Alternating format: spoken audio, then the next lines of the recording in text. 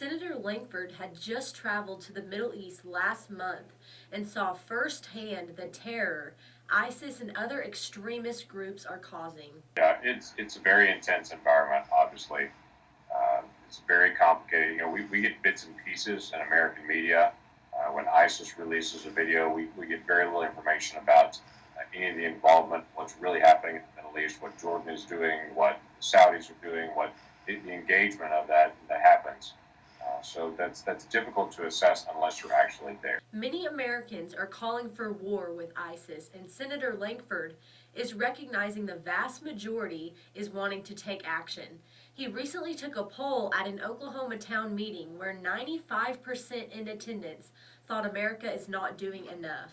I was legitimately surprised that such a high number of people said we need to be more engaged in this, not less. And there's a tremendous distrust for the president and his policies because no one can figure out what the president's trying to accomplish. We seem to be trying to fight a war accidentally, not intentionally.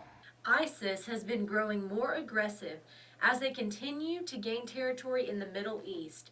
The terrorist group is known to use social media to recruit extremists worldwide, but people are fighting back. Hashtags like #21Martyrs are honoring the 21 Egyptian men killed last week and sending a message to ISIS that it will not be tolerated. Senator Lankford discussed the inevitable war and calls on the president to accept the responsibility as commander-in-chief. The United States is capable of taking this enemy on. Our decision is, do we have the will to do it? Do we have the strategy to take that on? The President of the United States is responsible for military strategy. According to our Constitution, he is the commander-in-chief. You can't run a military operation from Congress or from the judiciary. It has to be run from the executive branch. We've seen that in Vietnam. We've seen that in other places where you've got lots of folks second-guessing all the time. So it's right that we get the strategy right. The President has to be able to execute this war correctly because lives are on the line.